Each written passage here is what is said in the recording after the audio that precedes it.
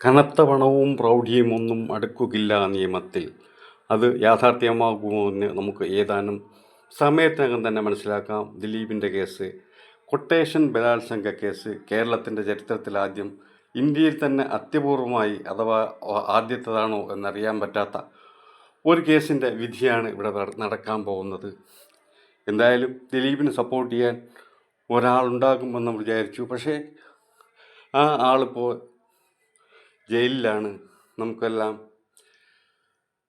അറിയാവുന്നതുപോലെ തന്നെ ഏതാനും നിമിഷങ്ങൾ മാത്രം 8 വർഷത്തോളം നീണ്ടുനിന്ന ആ കേസിൻ്റെ വിധി വരാൻ പോവുകയാണ്.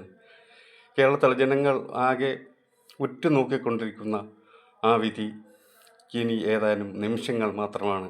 ദിലീപ് കുറ്റക്കാരനാണെന്ന് കേരള സമൂഹം ഒന്നടങ്കം വിശ്വസിക്കുമ്പോഴും പണം കൊണ്ടും പ്രൗഢി കൊണ്ടും നിയമത്തെ വിലക്കെടുക്കുവാനുള്ള ശ്രമം ഇവിടെ ഒരുപാട് വർഷം നടന്നിട്ടുണ്ട്.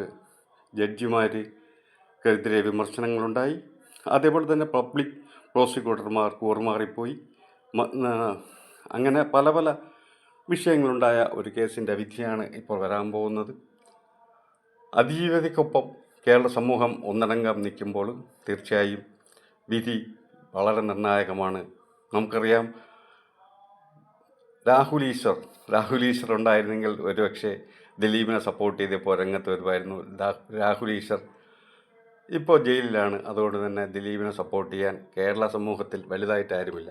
പക്ഷേ ഒളിഞ്ഞും തെളിഞ്ഞും സപ്പോർട്ട് ചെയ്യാൻ നിരവധി ആളുകളുണ്ട് എന്നുള്ള കാര്യം നമുക്കൊക്കെയും അറിയാവുന്നതാണ്.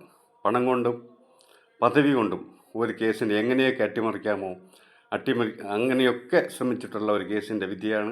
ഇത് ഏതാനും നിമിഷങ്ങൾക്കകം കേരള സമൂഹം ഒന്നടങ്കം മുറ്റിനോക്കുന്ന, ലോകമലയാളികൾ തന്നെ ഒന്നടങ്കം മുറ്റിനോക്കുന്ന ഒരു പ്രതിനായകനാകുന്ന ദിലീപിൻ്റെ കേസിൻ്റെ വിധി വരാൻ പോവുകയാണ്. തീർച്ചയായും ദിലീപിനും അതേപോലെ തന്നെ കൊട്ടേഷൻ സംഘത്തിലുള്ള ഇതുൾപ്പെടെ 10 ആളുകൾക്കും ശിക്ഷ ലഭിക്കും എന്ന് ഉറപ്പിക്കുന്ന ഈ കേസിൻ്റെ വിധി ഇനി ഏതാനും നിമിഷങ്ങൾ മാത്രമേ ഉള്ളൂ വിധി വരാൻ.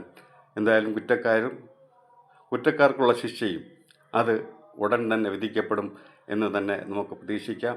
ദിലീപ് കുറ്റക്കാരനാണോ അല്ലയോ എന്നത് ഇന്ന് സമൂഹത്തിൽ ഒരു സംശയമേ ഇല്ലാത്ത കാര്യമാണ്. ദിലീപ് കുറ്റക്കാരൻ തന്നെയാണ്. തീർച്ചയായും കുറ്റക്കാർക്ക് ശിക്ഷ കൊടുക്കാൻ കേരളത്തിലെ കോടതികൾക്ക്, ഇന്ത്യയിലെ ന്യായാധിപന്മാർക്ക് കഴിയും.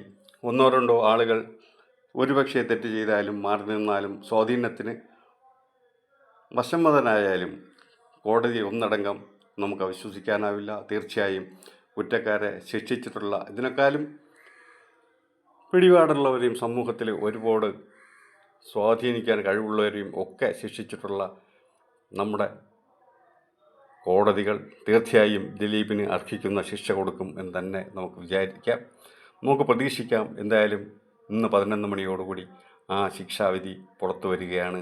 നമുക്ക് കേരള സമൂഹത്തിനൊപ്പം നമുക്ക് ആകാംക്ഷയോടെ കാത്തിരിക്കാം എന്താവും ദിലീപിൻ്റെ വിധിയെന്ന്.